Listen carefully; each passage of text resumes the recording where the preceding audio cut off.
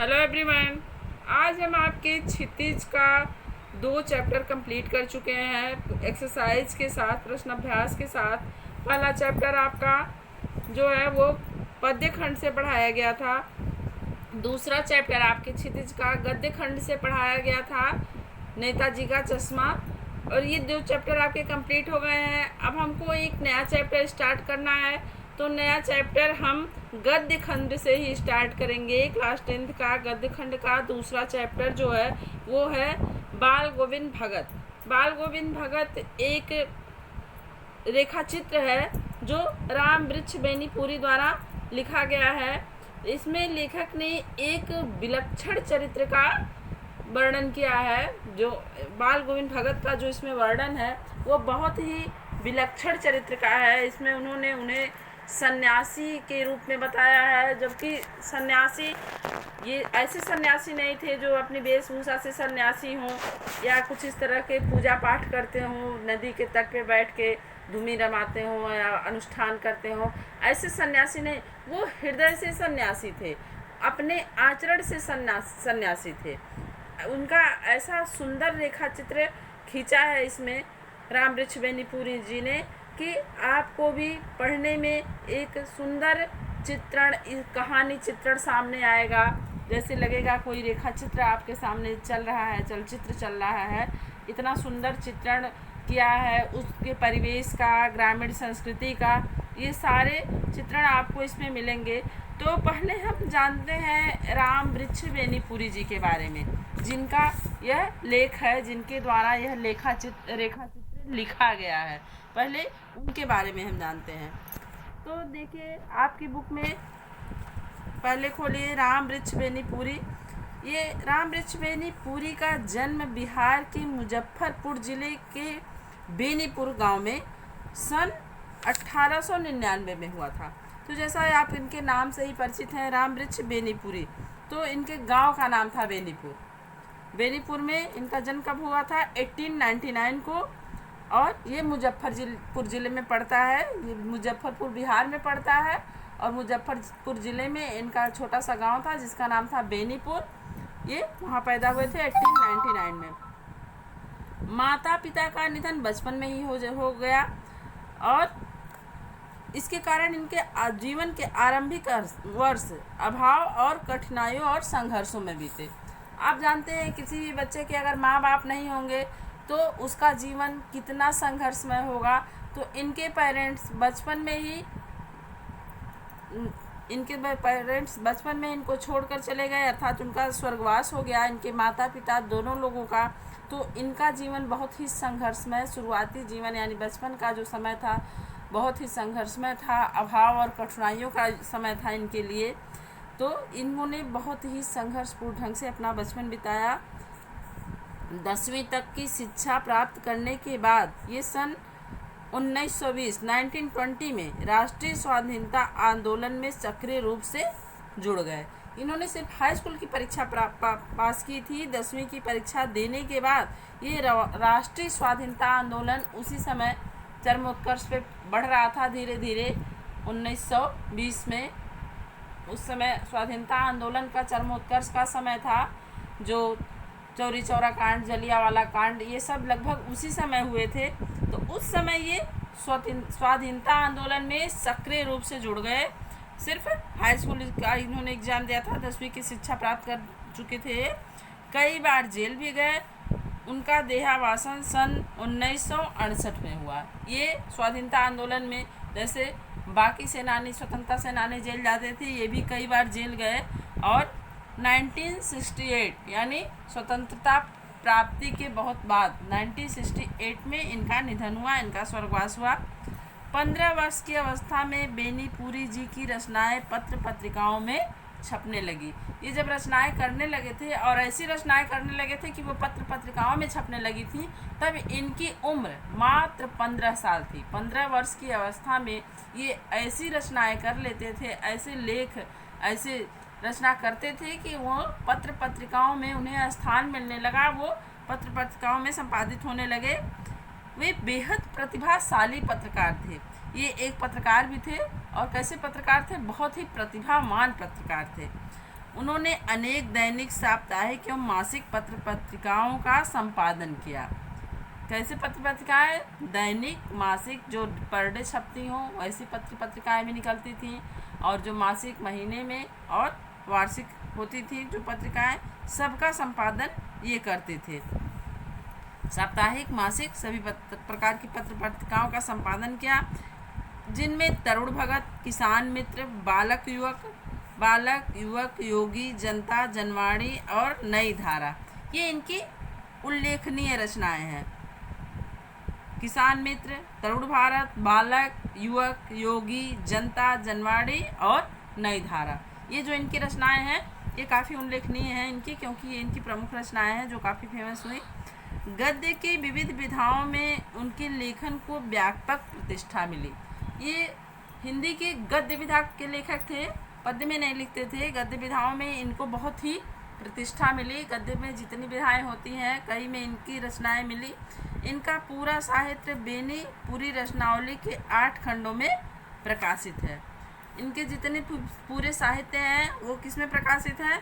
एक साहित्य संग्रह है बेनीपुर रचनावली, उसी में ये 8 खंड में इनकी सारी रचनाएं विभाजित हुई हैं। 8 खंडों में इनकी सारी रचनाएं उस बेनीपुर रचनावली में संकलित हैं, उसी में प्रकाशित हुई हैं। इनकी रचना यात्रा के महत्वपूर्ण पड़ाव पतितों के देश में, चिता के फूल, ये पतितों के देश में ये उपन्यास है। चिता के फूल एक कहानी, अम्बपाली नाटक, माटी की मूर्तें, रेखा चित्र, पैरों में पंख बांधकर, ये यात्रा वृतांत है इनका। जंजीरें और दीवारें, ये संस्मरण है जो स्मृति के आधार पर लिखा जाता है आदि, ये जो है इनकी महत्वपूर्ण रचनाएं हैं। ये सब भी उपन्यास, एक देखिए इसमें एक उपन्यास भी था, एक नाटक था, एक कहानी है, एक रेखा चित्र है, एक संस्मरण है। तो इससे पता चलता है कि इन्होंने गद्य की करीब करीब सभी विधाओं को छुआ है, और छुआ ही नहीं, उनमें बहुत ही अच्छी रचना की है। इसके अलावा उनकी रचनाओं में स्वाधीनता की चेतना, मनुष्यता की चिंता और इतिहास की युगानुरूप व्याख्या है। इनकी रचनाओं की विशेषता क्या है? स्वाधीनता, ये जैसा कि स्वतंत्रता सेनानी थे तो स्वाधीनता की चेतना बहुत प्रमुख रूप से मिलती है इनके रचनाओं में। और ये जो भी स्वतंत्रता सेनानी हमारे थे सब मानवता के पुजारी थे। वो छुआछूत और ऊंच नीच से ऊपर उठकर सिर्फ मानवता के पुजारी थे।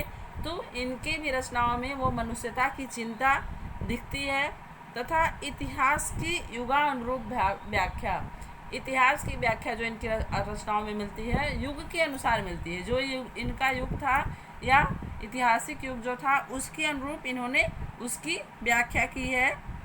विशिष्ट शैलीकार होने के कारण उन्हें कलम का जादूगर कहा जाता है। इनका एक उपनाम है कलम का जादूगर। ऐसा उनको क्यों कहा जाता है? क्योंकि इनकी शैली जो है, लिखने की शैली बहुत ही विशिष्ट है या विशेष है, इसीलिए इन्हें कलम का जादूगर कहा जाता है। और इनकी जो ये रचना है बाल गोविंद भगत, ये एक रेखा चित्र है। इसके माध्यम से इन्होंने एक बहुत ही विलक्षण चरित्र का उद्घाटन किया है। जो इसमें बाल गोविंद भगत की जो इन्होंने रेखा चित्र खींचा है वो एक बहुत ही विलक्षण चरित्र के मालिक हैं, बहुत ही अलग उनका चरित्र है।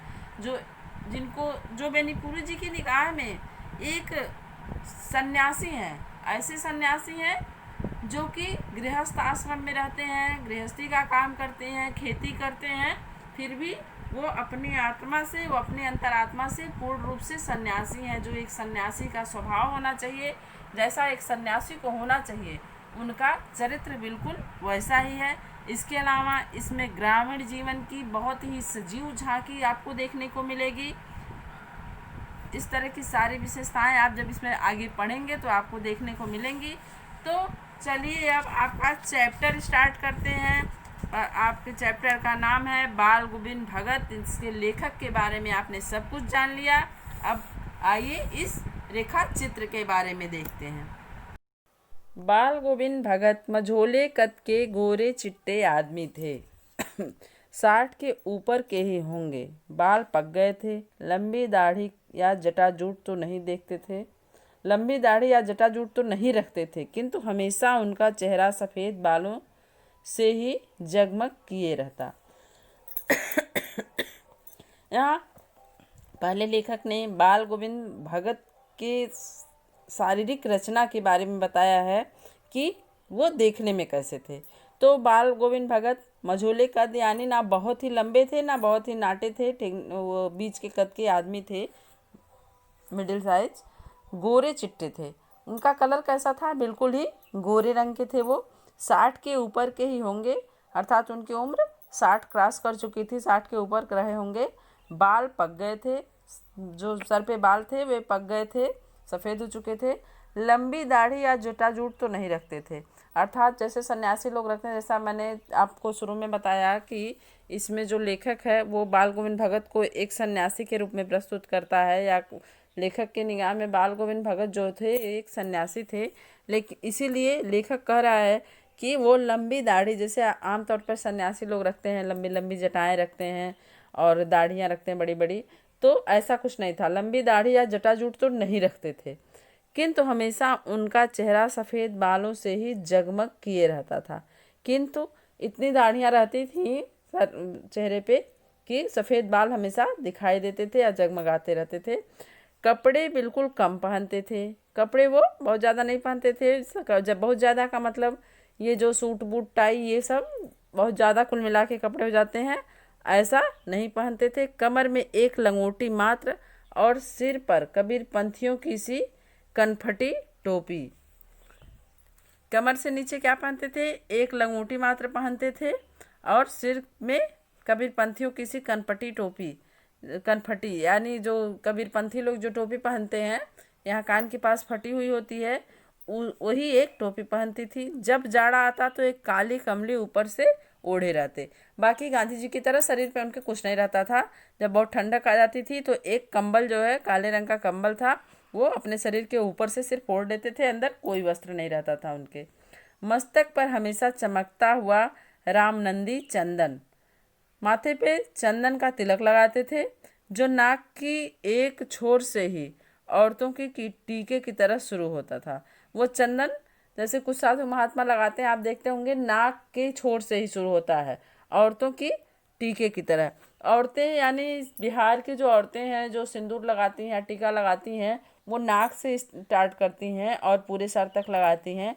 तो उसी तरह उनका चंदन था, जो नाक की छोर से ही स्टार्ट होता था और सर तक जाता था।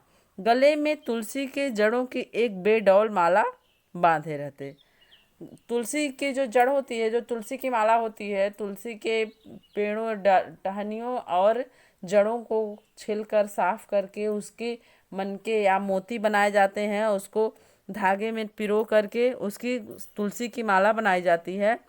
तो ये जो तुलसी की माला पहनते थे वो तुलसी के जड़ों की होती थी और वो बेडौल होती थी। बेडौल इसलिए होती रही होगी क्योंकि वो स्वयं ही उन जड़ों को काट कर मोती का रूप देकर उसमें सुराख करके वो बना के पहनते रहे होंगे, इसलिए वो साफ सुथरी मोती के आकार की चिकनी ना होकर के बेडौल रहती होगी। तो यहाँ पे लेखक ने उसका वर्णन किया है, बेडौल माला बांधे रहते थे। ऊपर की तस्वीर से यह नहीं माना जाए कि बाल गोविंद भगत साधु थे। जो ये तस्वीर खींच रही है इसके अनुसार, इनके वर्णन के अनुसार, इनके शारीरिक वर्णन के अनुसार, तो वो लगता है कि किसी साधु महात्मा की थी। लेकिन इस ऊपर की जो तस्वीर खींच रही इससे ये न माना जाए, ये लेखक कह रहे हैं, बेनीपुरी जी कह रहे हैं कि भगत साधु थे। बाल गोविंद भगत साधु नहीं थे, नहीं, बिल्कुल गृहस्थ थे। क्या थे? मैंने स्टार्ट करने से पहले ही चैप्टर आपको बता दिया, वे गृहस्थ थे। वे इस तरह के सन्यासी नहीं थे जो जब तब करते रहते हैं। उनकी गृहिणी की तो मुझे याद नहीं, अर्थात उनकी पत्नी को लेखक ने नहीं देखा, या देखा होगा तो बहुत बचपन में, उनको याद नहीं कि उनकी पत्नी कैसी थी। उनके बेटे और पतोहू को तो मैंने देखा था। थोड़ी खेती बाड़ी भी थी, एक अच्छा साफ सुथरा मकान भी था। उनके एक बेटे थे, पतोहू यानी कि एक बहू थी, बेटे की पत्नी, जिसको लेखक ने देखा था। और थोड़ी सी उनकी खेती बाड़ी थी, यानी बहुत ज़्यादा खेत नहीं था, कुछ खेत थे उनके पास, और एक अच्छा साफ़ सुथरा मकान था। एक सुंदर और साफ़ सुथरा मकान स्वच्छता से ही सुंदर दिखता है।